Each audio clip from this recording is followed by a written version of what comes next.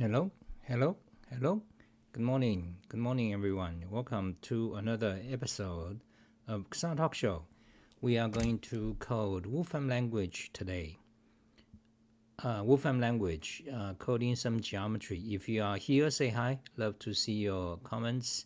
Keep them coming.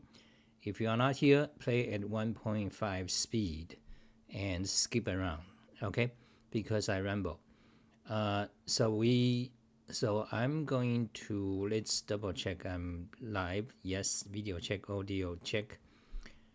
Okay, so start Wolfram language coding and show today's talk show page. There's a nasty thing with YouTube, with the Google Chrome browser and Firefox browser. So, for example, you go to one of my YouTube page. Let's say this one. Yesterday. So we did yesterday or 2 days ago. So you see, I have a link to my website, but if you click on that link, that's HTTP, not HTTPS. If you click on that link, Firefox will say security connection failed. So because it automatically change your link to HTTPS, even if you have the settings of that turned off. So for example, let's go to settings and then let's go to privacy and security, and you can see autofill, history, permissions, Firefox data collection, no. Website advertising preference, no. Security, there it is, HTTPS only mod. So click do not enable. However, nevertheless it still do it. This began about a week ago. So even if you do not enable the automatically change to HTTPS, it does it anyway. So that means, the billions and billions, like literally a billion websites, more than a billion websites, now they will become inaccessible. Because for average people, they have no idea what is this, HTTP versus HTTPS protocol. So they will just see this error. So effectively, this is a massive scale censorship. This happens in Firefox browser, and it also happens in Google Chrome browser. Google Chrome. So for example, you go to YouTube and go to Kasali, search for Kasali Emacs, and click on one of my old so let's say the most efficient Emacs workflow. Start playing, and there's a link to my website. Can you see? Let me set it so you can see there's a link to my website there. Click it, Google will say error. So this is a very nasty censorship. So what you have to do instead, whenever you want to visit a website that's not HTTPS, you have to type it manually. So for example, so Google automatically changed that to HTTPS. So instead, you want just HTTP. So copy that back to Google Chrome browser, new tab, paste that, just HTTP. Then it'll work. You see, so massive scale censorship, pretty bad. Google started to do this about 10 years ago. So let me, I have a document of that. So you go to kasadi.info, and let's say why HTTPS, why no HTTPS. So I have a documentation of the fact. In the beginning, like 10 years ago, it started mild. Google will say, oh, we are helping security. We are helping for security of the website. So we recommend everyone upgrade to HTTPS, which is encrypted. Then after a year or two, they say, oh, now if your website is not HTTPS, then it will not rank high.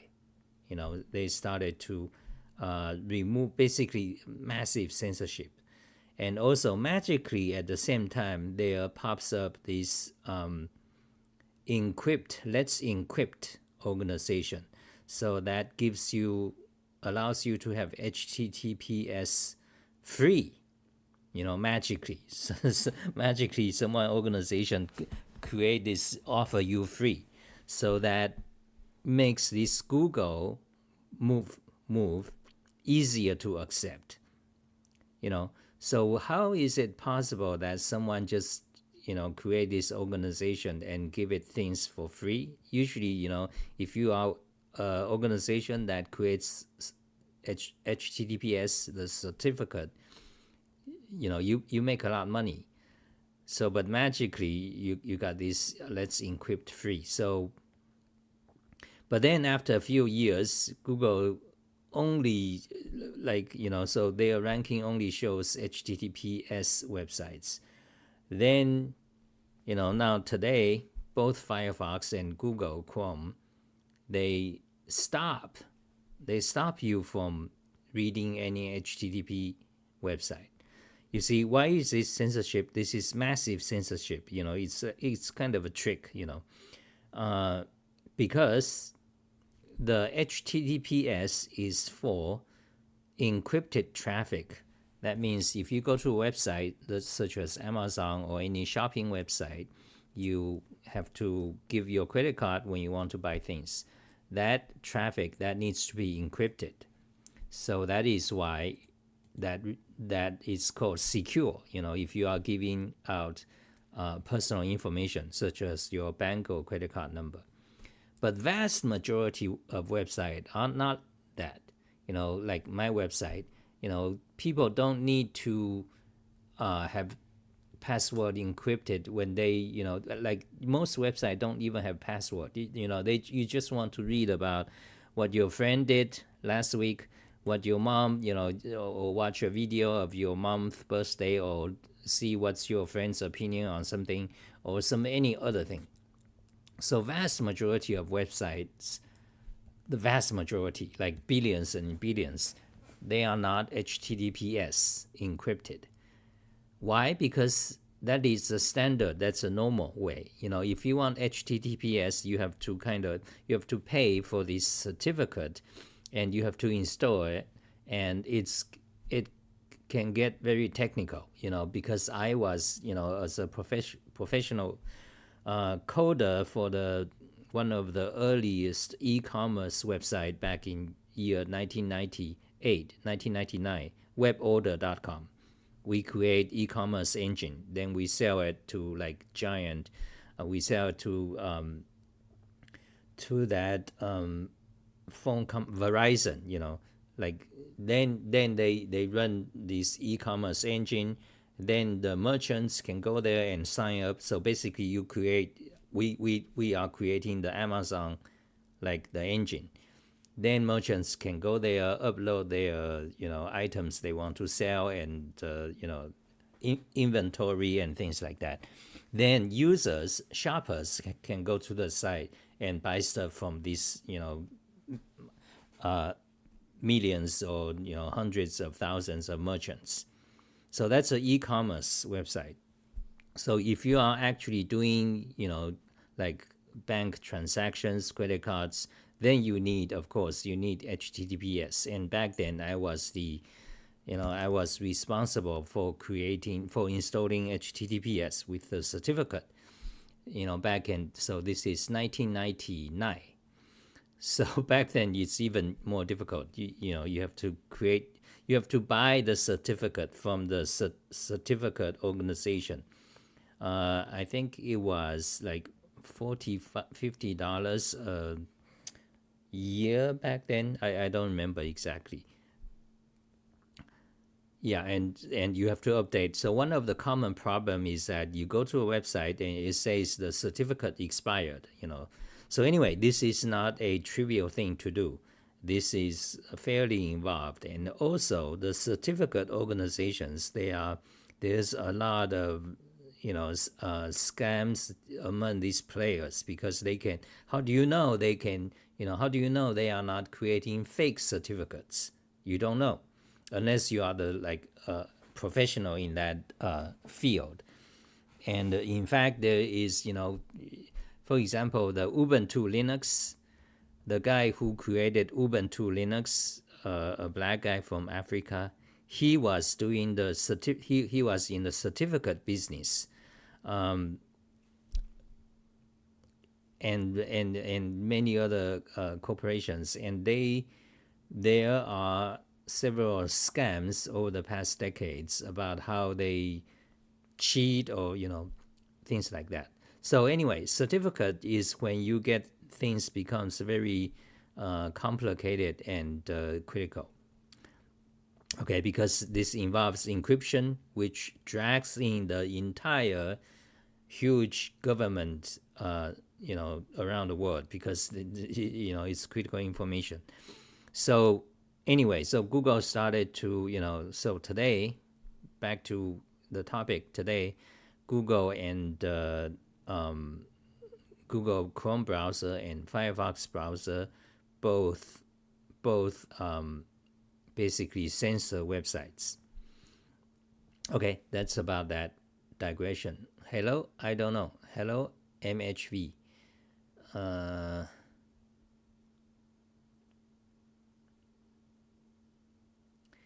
Okay, so yeah, you can get free self-signed, yeah, that let's encrypt. That's what I'm talking about. But what I'm saying is that this is a movement of massive censorship, because now, if you only allow HTTPS websites, that means the information, internet is supposed to be free information. But now, if you always require HTTPS, that means the internet, for the 8 billion or so people on earth, now they are controlled by a few certificate organizations, so that's a key point. Okay, so that's about that. Let's and yeah, so it becomes more and more serious. Today you can, vast majority of websites, they are not HTTPS. The point is that you should not require it, because most of websites are not shopping websites. You don't need to type your credit cards or log in at all. You just want to read some info, some whatever, jokes, memes, or whatever. Okay, that's about that. Let's go to, so today I'm just coding Wolfram language. Let's go to what I need to do, okay? So let's start.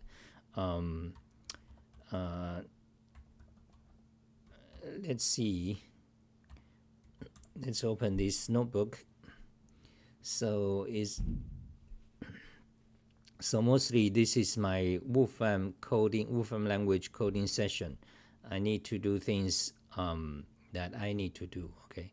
So if you have any questions about Wolfram language or stuff, ask me. Yeah. So this, so I don't know. I'm not sure what to do about that.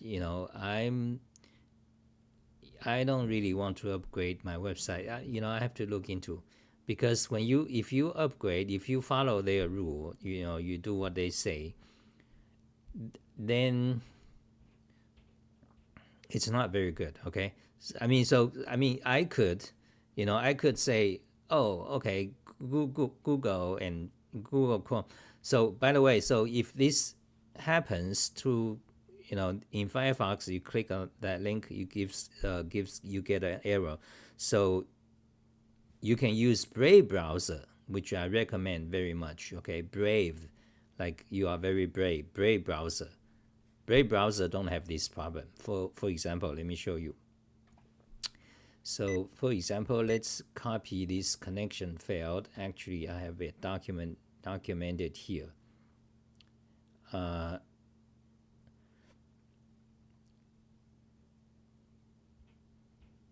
there, Firefox force HTTPS beginning this month. Okay. Yeah, so let's do the screenshot of the connection failed.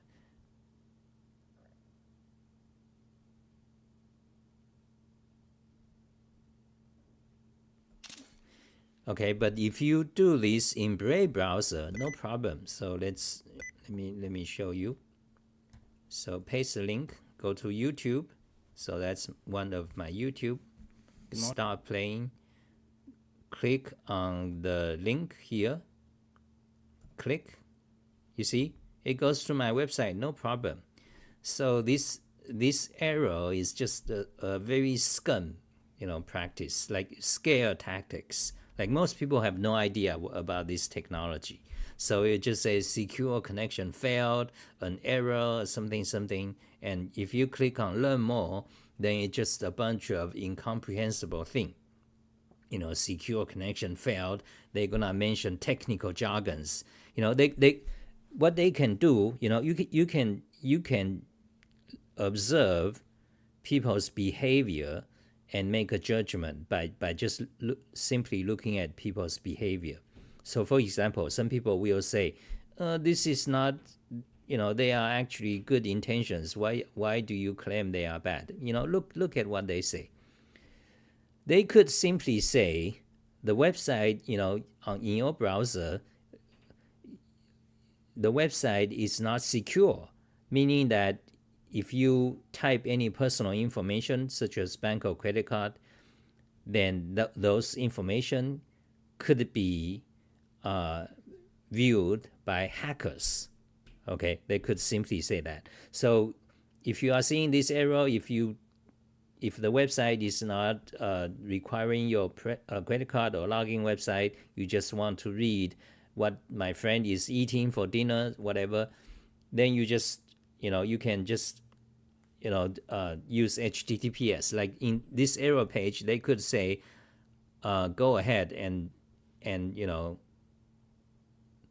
it could simply say this, the website you are trying to go to is does not require a credit card or things like that. So if you don't type your credit card, then you can just click the link and go there. They can do that, but they did not do that.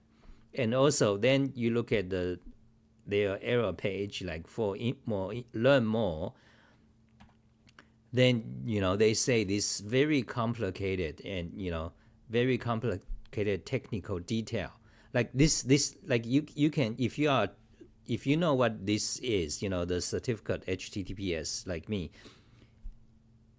it's very simple, then but you see this error message, they go into table of contents, secure connection cannot be established, then subsection secure connection failed and did not connect, potential security issues, then website issues, TLS version unsupported, HSTS required. This is the intentional obfuscation.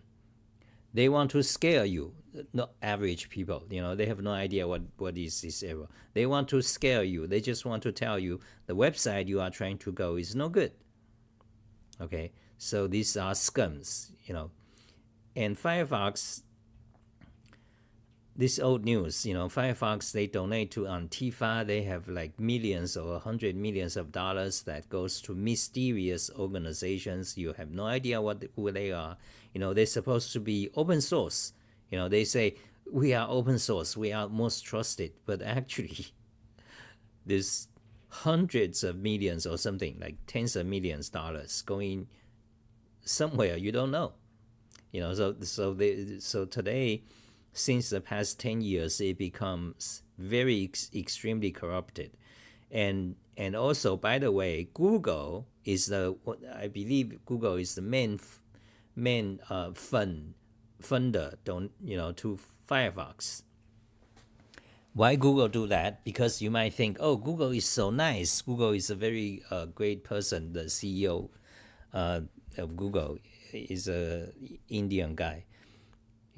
But actually, because Google doing that, because Google Well, so Google can, escape the monopoly accusation. So Google kind of funds Firefox. But anyway, they are all very deeply corrupt. Okay, so let's go back to, so that's about that. Okay, close that. Okay, so let's go back to coding Wolfram language. Close that. Okay, so let's see. Close that. Showing browser. Okay, so we want to code. So let's look at parabola. Okay, let's see what. Okay, let's do these two. Let's update these two images. These are old. Actually, I think I should replace them by something else. Okay, let's just copy them. Close that.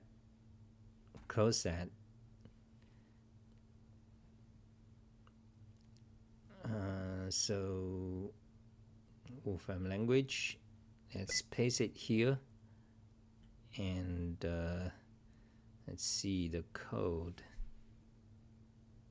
So we got some code here. Okay, let's copy that.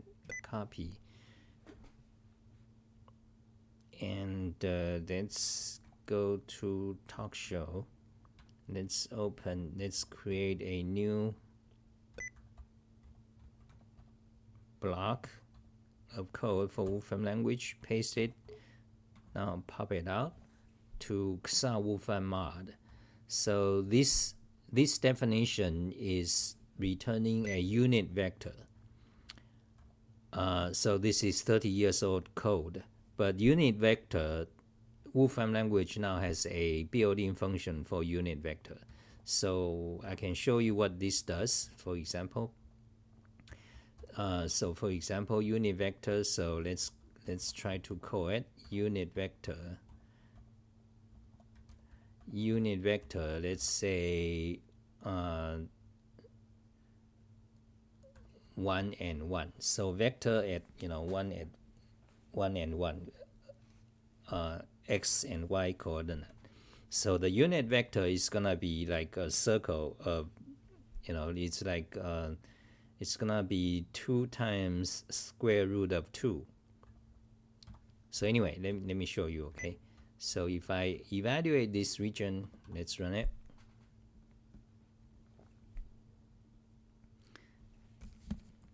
There it is, you see. So that is the unit vector of 1 and 1. So unit vector means a vector of the same direction, but however has a length of 1. Okay, and the formula is just that, each component divided by the square root of the sum of the squares. Okay, something like that. This syntax is very powerful. So that actually means, let me try to explain. Unit vector. Okay, in fact, you can just read Wikipedia. Okay, but let me just explain it. So if you have a vector x and y, the unit vector means a vector of the same direction. A unit vector of a vector v means a vector of the same direction as v, but has length of 1. Okay, that's what the meaning, the definition of unit vector. So how do you compute it? So if the vector is coordinates is x and y, let's say a and b, okay, then the unit vector is a divided by square root of a squared plus b b squared. Okay, and also similarly for b. Okay, that is a formula for the unit vector, for two-dimensional unit vector. If the vector has three components, three-dimensional unit vector or fourth dimension or whatever, it's exactly the same formula. Okay, so you divide each one by their length. So if you have the vector, if that vector is ABC, then this part is square root of a squared plus b squared plus c squared. So a short abbreviation for this part, you can, it's just v dot v. So v dot v is a dot product. Okay, so this definition is a very condensed way to express the formula of a unit vector of any dimension. It can be 2, 3, 4, or 10, or 20. So that's the power of Wolfram language. Okay, so let's do this again. So let's run it.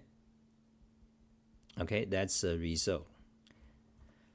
Okay, that's about unit vector. Now, but in Wolfram language, so this is 30 years old code, but now in Wolfram language, there is a built-in function for unit vector. So that is called, they don't call it unit vector because the traditional math name would be normalized norm. Okay, so I think norm.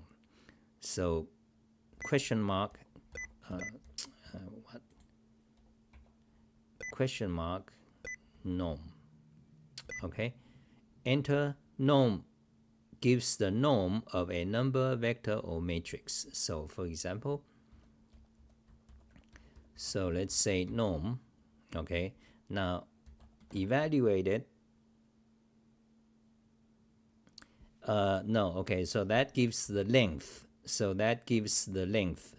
So I want to, so the unit vector would be normalized, I think. Yeah, norm is the length or the absolute value.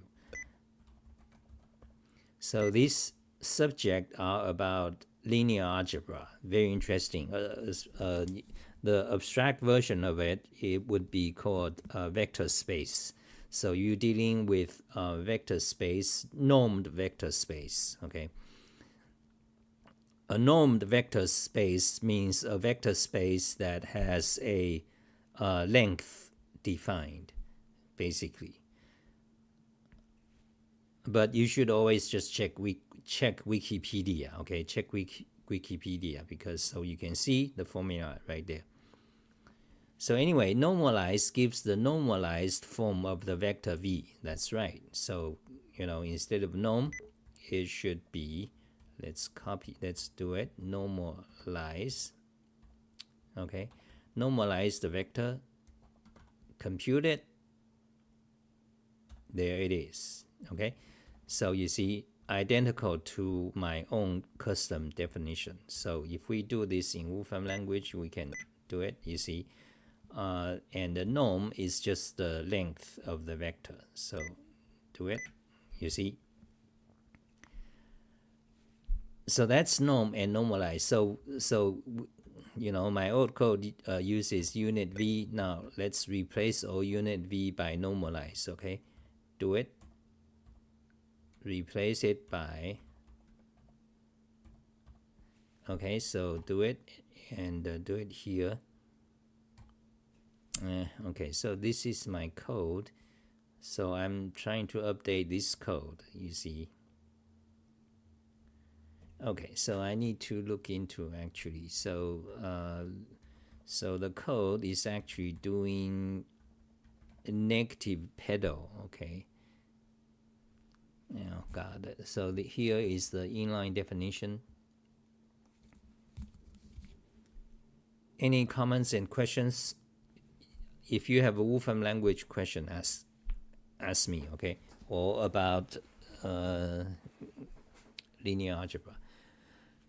Okay, so you see what I want to do is this parabola page at the top. There is two gallery about the parabola, so they are showing the negative pedals of the parabola. So all these black lines are the negative pedals. What does negative pedal means? Negative pedal means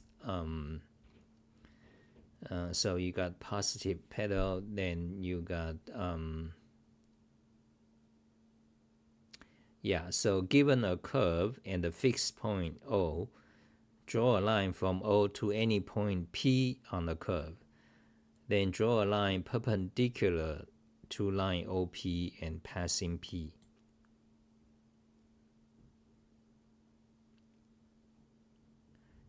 Okay, then repeat the step 2 and 3 for every point P on the curve. The envelope of the lines is a negative pedal. Okay, so do you guys know what I'm talking about?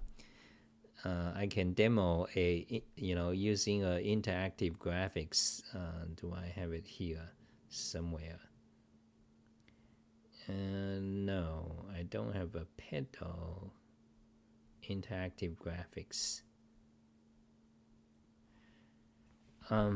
Anyway, I want to code this. Okay, so anyway, so basically given a curve and given point, so whenever there is, for any point P on the curve, there's a tangent line. Then the line perpendicular to the tangent at that point is called the normal. So the pedal is wait, that's not anyway, I'm not like in the mood to talk about this now. Let me just focus. I'm kind of going all over. I want to focus on updating this code. Okay, so yeah, okay, so this gets complicated. Then I have to explain each one of these. Then it's gonna take an hour. So let's not explain. Then there's also this. This is very old code. They have updated it, so you don't do this anymore. Yeah, so updating this code would be quite involved because then I have to explain pedal. Then I have to explain, each one of these construct. Okay, so but let's not explain. Let's just make it run. Let's see if it runs. Okay, let's try. Let's not explain anything. Let's just try to run the code to see if it runs. Okay, so okay, let's do that. Shift enter, run the code. Okay, it ran, and make this typeset Shift Control N. So now it's kind of easier to read. Now just plot it. Shift. Okay, hold on a second. You need to remove the semicolon, otherwise the graphics won't show. Okay, now Shift enter. There it is. So the code still works. Beautiful. And now let's make this Control Shift N to typeset it. And now let's try this one. Control Shift N and remove the semicolon at the end. And Shift Enter to run it. Beautiful. So you see, they are drawing these black lines. They are the negative pedal of the curve. Negative pedal is with respect to a point. So you can change the pedal point to something else. So this part, I believe. So let's see the documentation. Negative pedal. Yeah, so you see this is not anyway, so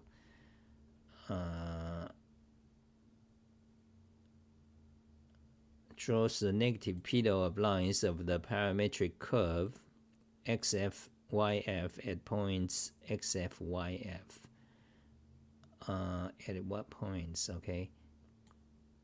Oh, okay. So with respect to that, so the third argument is the pedal. Okay, so the third argument there.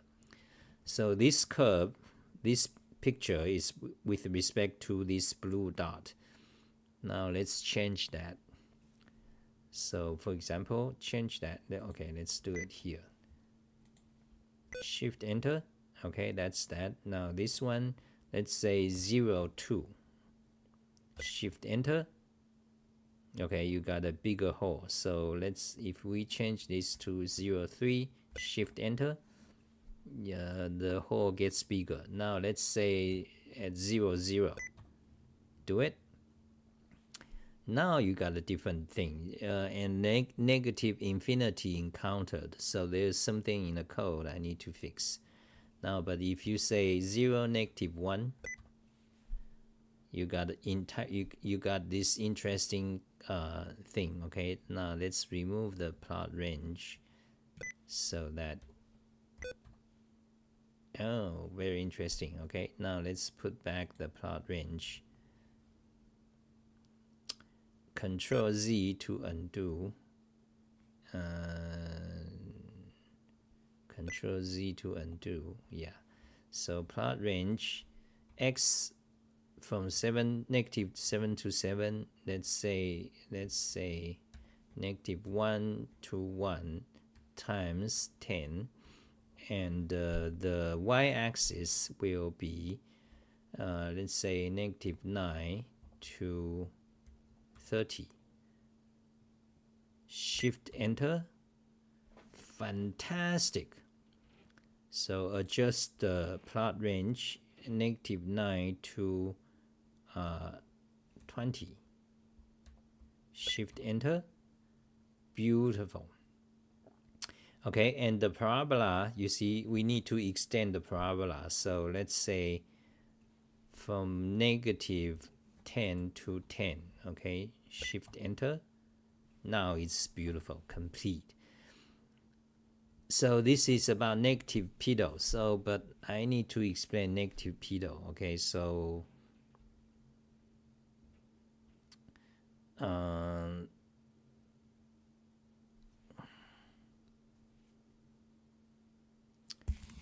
okay, so let me explain negative pedal. Okay, so make a screenshot of that whole thing and open this in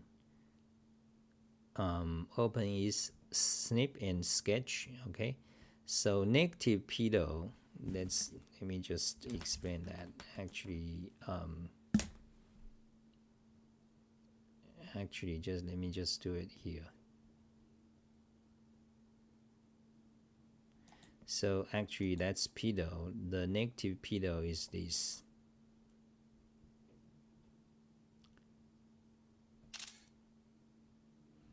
Okay, and open that in snip and sketch. Okay, so given a curve, let's say given a curve and a fixed point O, so this point O, okay, then draw a line from O to any point P on the curve. So okay, so let's say there is P, draw a line from O to P. Okay, so it's gonna be like that. Okay, we got a line. Then draw a line perpendicular to line OP and passing P. Okay, so a perpendicular passing P to that would be this line. Okay, now repeat the previous two steps for other points P on the curve. Okay, so let's say P2. So draw a line from O to P will be like that, and a line perpendicular to that passing P would be like that. Okay, now do this again for another point on the curve. Let's say P3. So first of all, draw a line O to P3, then I'll draw a line perpendicular to P3. So that would be something like that. Okay, so for every point, for each point P on the curve, you got this, so let's change color. Let's see, you got this, you got this line, and for P2, you got this line, and for P3, you got this line. Okay, that's a pedal lines with respect to these 3 points. Now you just have to do this for every point on the curve, basically infinite number of points. Okay, now when you do that, you start to see this. This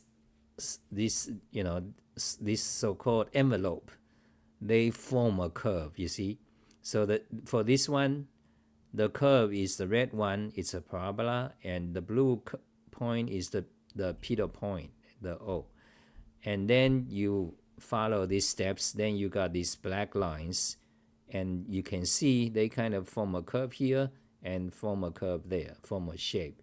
Okay, and this one, if you put a point here, they form this curve. Okay, and for this one, they, so that is the pedal point. That's the pedal curve. So if you put the point in the middle, you got this fish tail or teardrop kind of new shape.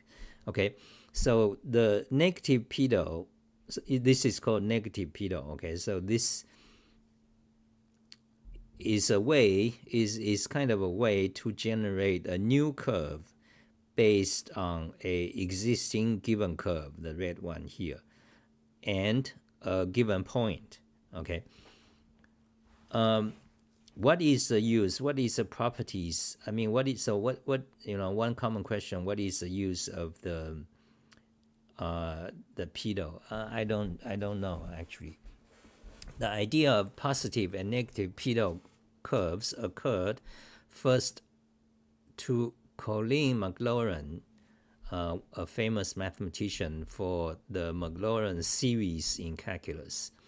So in 1718, the name pedal is due to Turcom. The theory of caustic curves includes pedals in an important role. The orthotomic is an enlargement of the pedal of the reflecting curve with respect to the point source of light. Okay. Yeah, I don't understand it. I might have 30 years ago, but you need to refresh it. Now, caustic is interesting because caustic is basically the reflection of rays. You can see in this photo, okay, like the reflection of rays. So what it is saying that the history of pedal curve is related to the caustics. The notion may be enlarged upon to include loci formed by dropping perpendiculars upon a line making a constant angle with the tangent, namely pedals formed upon the normals to a curve. Okay, the details I don't know, but here is a book from like 100 years ago about the pedal. Okay, so you can see about pedal curves. I wonder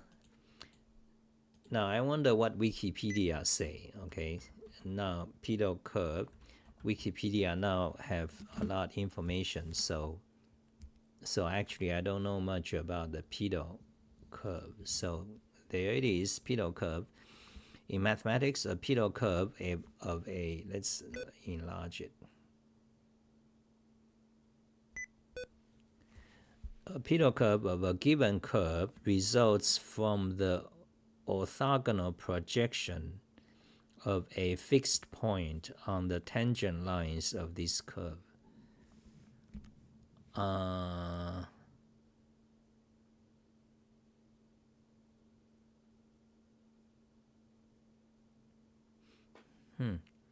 So it relates to tangent. Well, okay, so what I'm doing here is negative pedo, which is different from pedo. Okay, so the pedo itself has relation to tangent, which is anyway. Okay, so Wikipedia have some details, so showing you examples, right? So that is a pedo curve. The red line, the red curve is the pedo curve, and the blue and green lines are the constructions of it. Okay, so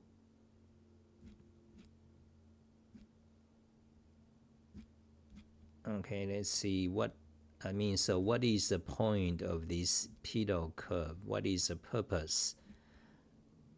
You see, very interesting. Wow, so I didn't know about this very rich Wikipedia. So geometric properties, okay.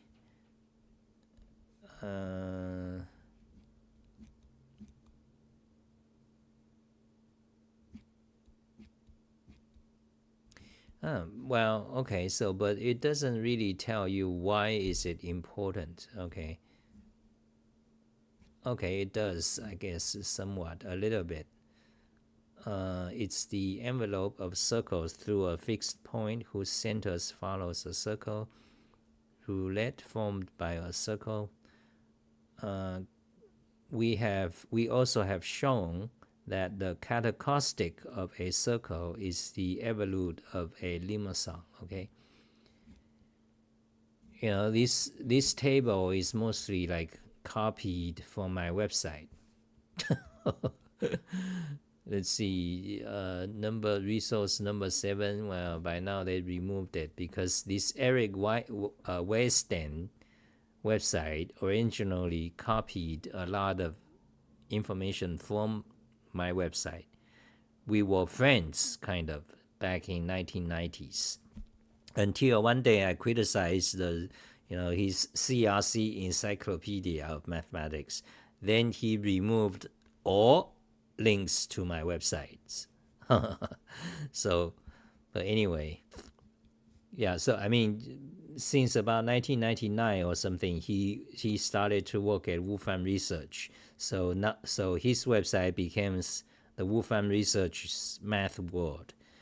I talked about this like 2 years ago, and I have blogs about it. If you search, you'll find it.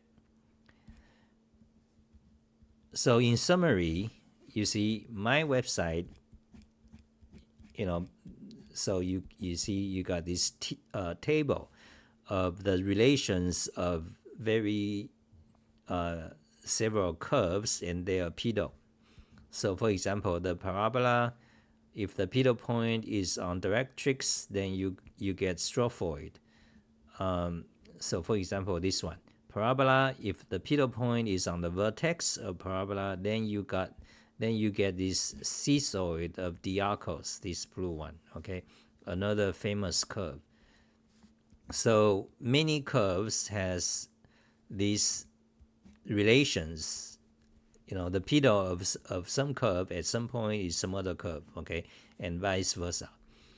So I got this table, and you can see Wikipedia also have this table, and then it references to number 7 Edwards, okay, page 167. Which one is the Edwards?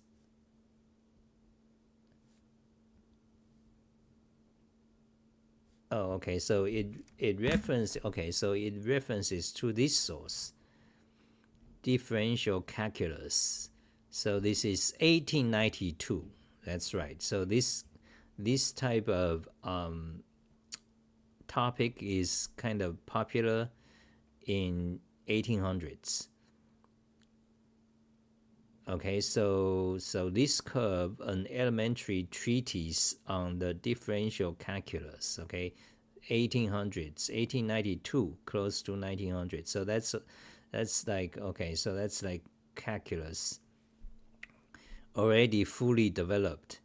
So in 1900s, you have, the delta and epsilon and limits concept.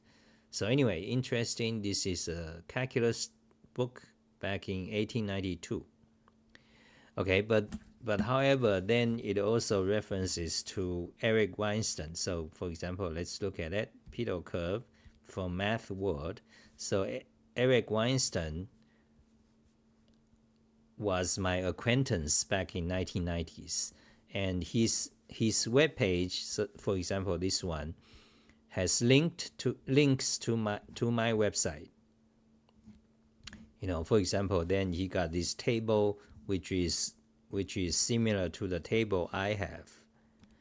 But around 1997 or so, he published his book via CRC Press, then called like Encyclopedia of Mathematics.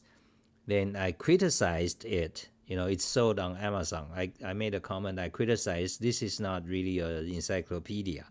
This is rather just one guy's notes.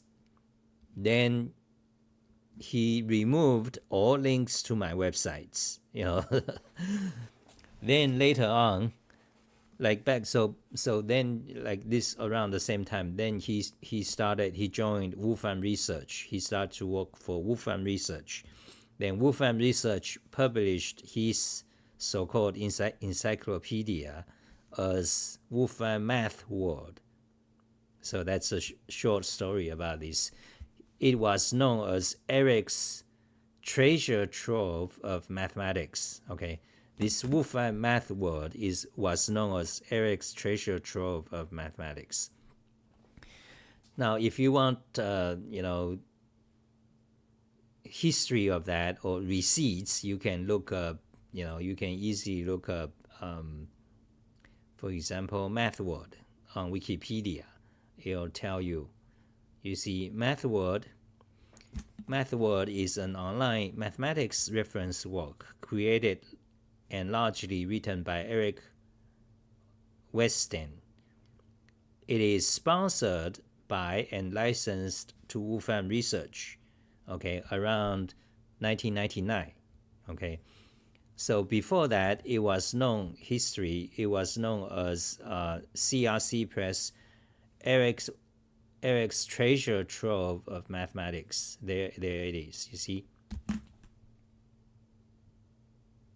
So that's, then there's a CRC lawsuit in year 2000, that's all related. So, I criticized him and he removed all links to my website. Not really good, but it's history. It's a long time ago. Okay, that's it for today. Thank you guys for watching. Bye. So yeah, I think so. That's it. Save this explanation of Peter already exists. Yeah, yes. Okay, and save this.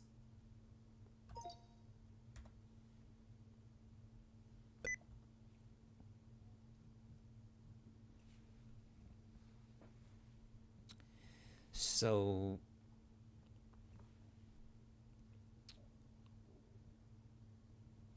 so we did these graphics. So what I wanted to update the graphics. Okay, so copy the Peter curve. I need to update this code actually. Yeah, not a very good video today.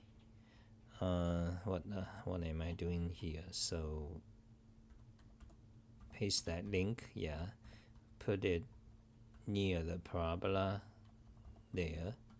Okay, then this Wolfram language code I need to update, but I didn't. Let me just continue updating this. Okay, so but we explained normalize, yes. Okay, so we kind of explained that. Let's yeah.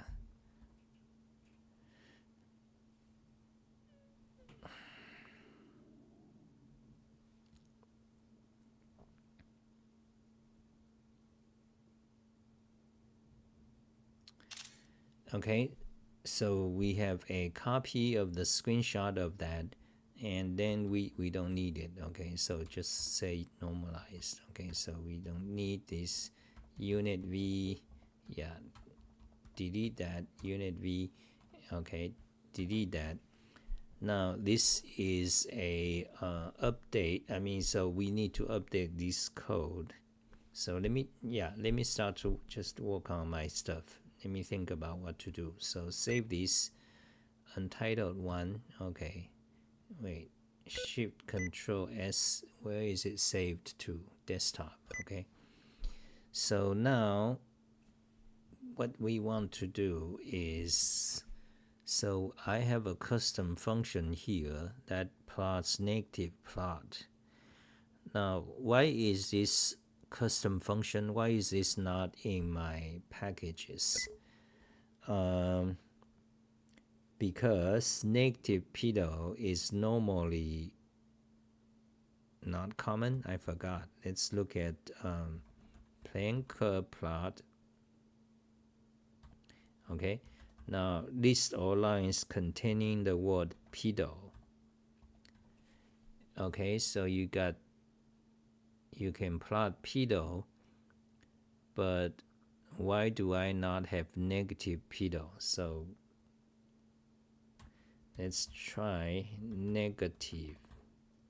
Okay, so I don't have negative pedo for some reason.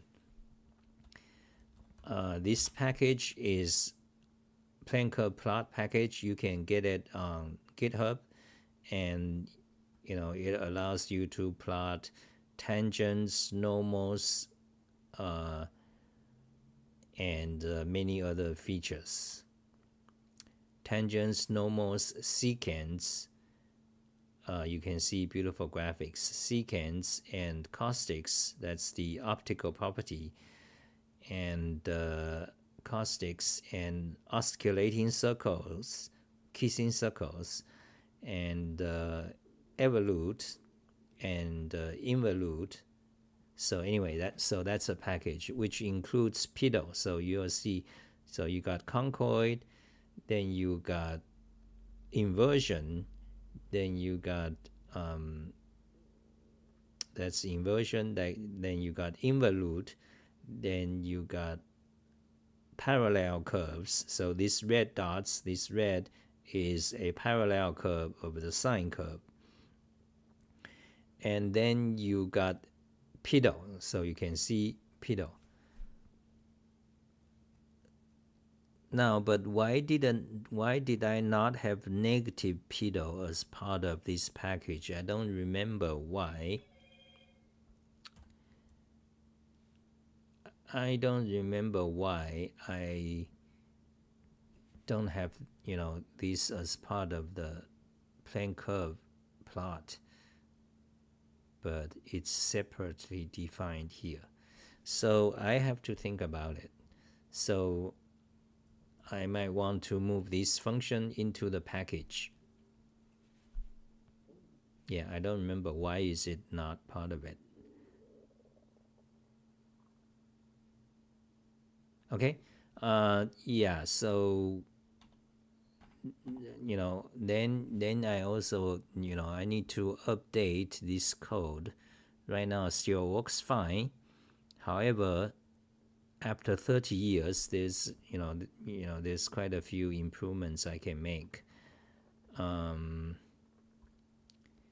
Yeah, but then coding this would be kind of esoteric. Yeah, you wouldn't be interested. Well, I mean, it would be interesting to show how do you actually create this function. So basically for each point in the plane, you need to find, like our illustration here,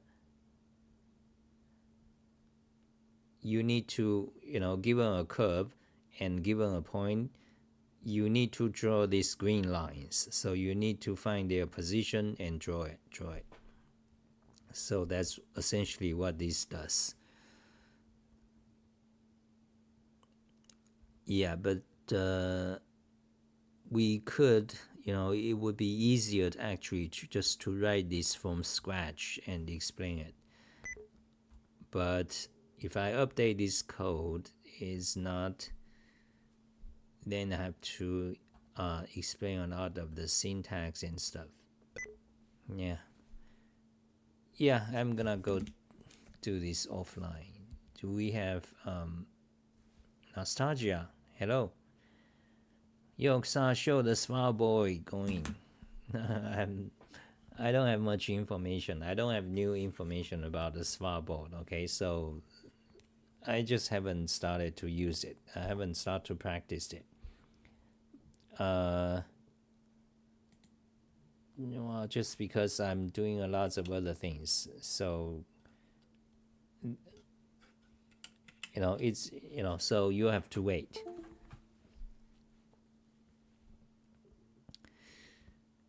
Okay, so I think that's it. Bye, guys.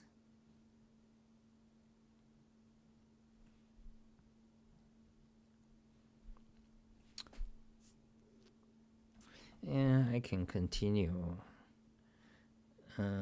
So it's been 1 hour now. Let me just continue, okay? Not feeling so organized today, like, anyway, so what am I doing now? So I want to update the code. Yeah, doesn't matter whether I'm gonna integrate this code into my package or not. I need to update it anyway. So okay, so let's start to update. So first of all, about the documentation, because without knowing the documentation, you wouldn't have any idea what you're doing. So the first step is to know what your function is supposed designed to do. Okay, so negative pedal plot takes this. Remember, this is 30 years old code, so lots of changes in Wolfram language. So you see my documentation, they are using this shortcut notation. I wouldn't do that today because people don't understand. This is like more advanced Wolfram language. So my style also changed after 30 years. So anyway, this negative pedal plot takes 3 arguments. The first one is a pair of functions for x and y, parametric equation. Okay. The second one is the variable is the range. So for example, if we are plotting a parabola from -7 to 7, so this first part, by the way, means that's a parabola. So yeah, you see a lot of, let me explain, okay? So this, okay, where's the code? So let me copy that. So let me do it here. So you see, that's calling the negative negative pedal. So let's recode this. So this part is just a function. Okay, this part is actually, let's rewrite it. Okay, let's rewrite that to a more understandable syntax. Okay, so let's just remove that. This would be just function x. This does nothing. This basically identity function. Okay, and the second part would be function x, then x, then just x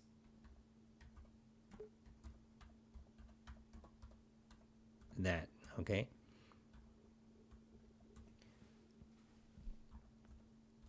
so this is equivalent to that. So the first component is the function for x equals to itself. The second component is a function that does x squared divided by 4. So that is the formula, parametric formula for parabola. Okay. So you see, this shortcut is much simpler, but let's just change it that. Okay. So that's the first argument. Then the second argument is a range. That's right. Then axis, then range. Okay. So for example, we can plot that. It will be identical to that. You see.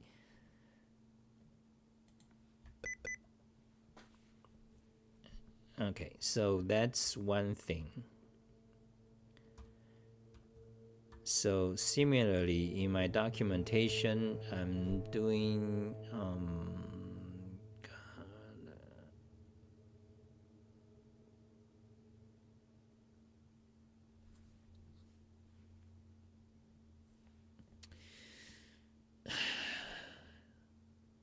what am I doing? Anyway, I don't feel like doing a video right now.